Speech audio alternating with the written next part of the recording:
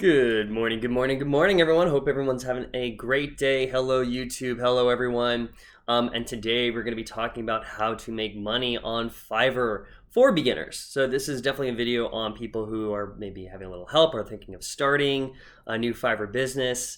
If this is your guys' first time to my channel, so I've been working in recruitment and business development consulting for the last almost 12 years now. I also have my MBA, and I have had a Fiverr account for the last year and a half. So give you a little story on why this might be relevant to you guys. I've been able to grow a Fiverr account from $0 to basically making about a solid extra maybe 2 to 3 grand a month. So this is very important in case you've never done this.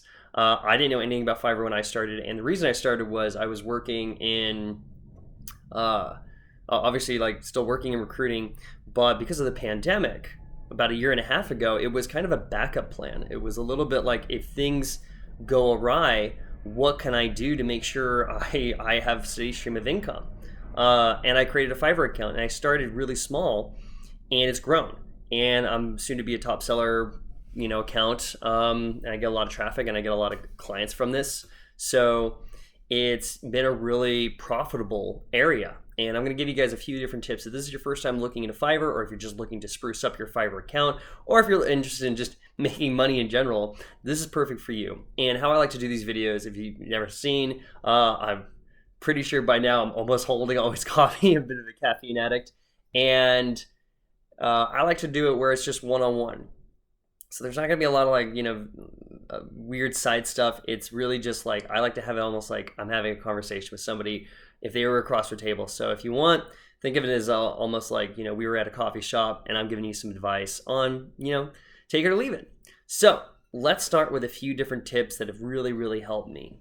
So first and foremost, when you're creating your Fiverr account, usually everybody starts with the basic, and then it keeps going up different levels. And you have to make a certain amount of income before you get to like level 2 or top seller. You also have to do a number of complete orders. So first and foremost, you need to figure out what you can offer that has value, okay? A lot of people will think of doing something for the minimum amount of money, like, oh, I'm gonna do this for $5. You also need to be very conscious of the amount of time it'll take you, okay? So I would say when you're first starting out, make a list of your strengths, of your weaknesses, and your skill sets. What are your skills that you have? What are things that you have that a lot of people don't have? And it could be anything. It could be, you're a good conversationalist. It could be, hey, finance stuff. Hey, different project management skills. If you're a software developer or in legal, those are pretty easy. But whatever it is, even if you just are, kind of tooting your own horn, it's okay. Write down those skill sets, okay? You want to start making a list and just brainstorm on what skill sets you can bring to the table.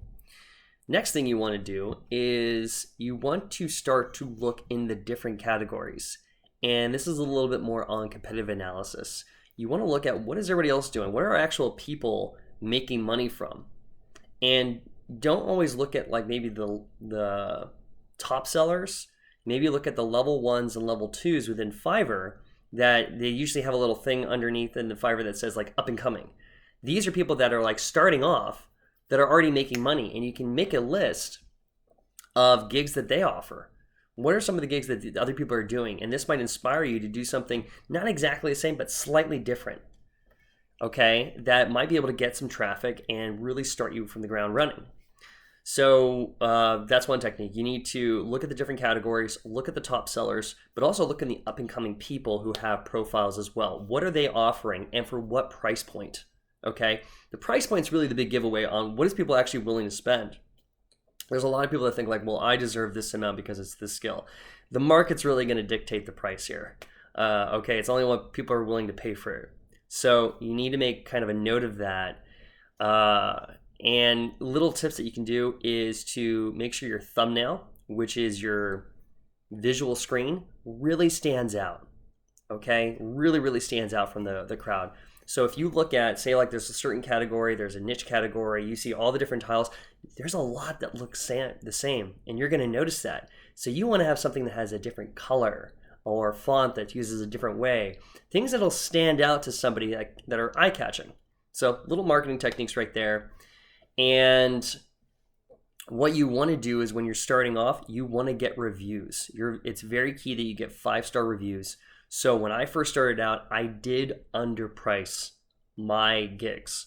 I made it so it was very easy. It was no-brainer. I offered a lot of value and people would buy it. And I just made sure that I over-delivered. I gave exactly what they wanted and maybe a few like bonus services as well. So I would always get 5-star reviews. Once you get to like level 1, then you want to start maybe upping the prices, up it a little bit, okay? And you want to do this in increments. You're trying to find out how many sales you can do per week that's manageable for you. How many gigs per week? You don't want to overwhelm yourself, but let's say you start off at $5, okay? You get to level 1. You can increase the price to $10, but you know what? You're still getting a lot and it's too overwhelming. Increase to $15. Okay, now it's like coming down a bit, but people are still paying it. Increase to $20. You're going to find a sweet spot of the best amount of money, the maximum amount that people are willing to pay, and the amount that you can manage. Okay, so that's kind of the flux. And you can experiment with different price points on your gigs that way. A big thing that I ran into was time management. I get all of a sudden people that like in 1 week they bought a bunch of my gigs and the next week there was maybe 1 or 2.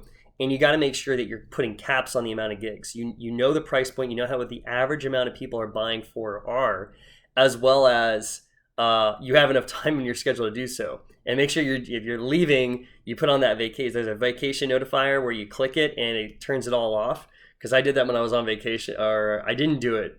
And I went on vacation and people were buying and it was like, I can't actually do this stuff. So make sure you're just really calculated on your time management skills. That way you have a steady stream starting to develop. You start small, start with underpricing. So you start getting a lot of 5-star reviews. Then you can start ticking up the prices again. And the more levels you go up, the more gigs you can actually offer, which gives you more traffic. Okay, so what else can we talk about? Some bonus skills, bonus things that you should consider when doing Fiverr.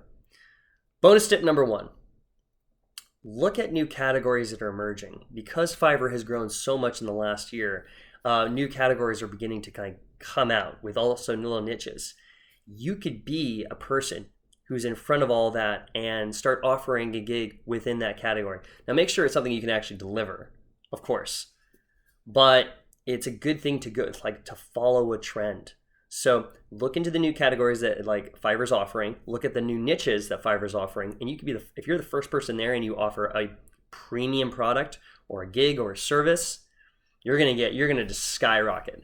So take that into consideration. Bonus tip number 2, keep records of your clients. Touch base with them. So I have a lot of clients that when I first started and we touch base, I follow up and follow through. There's an old business saying, the fortune is in the follow-up. So there's a lot of people that I've gotten repeat business from. That way I don't just do one, sometimes it's, 1 gig, but other times I've gotten 1 gig. They love the service so much, they keep hiring me back. That becomes repeated income, as well as maybe they'll give me bigger gigs.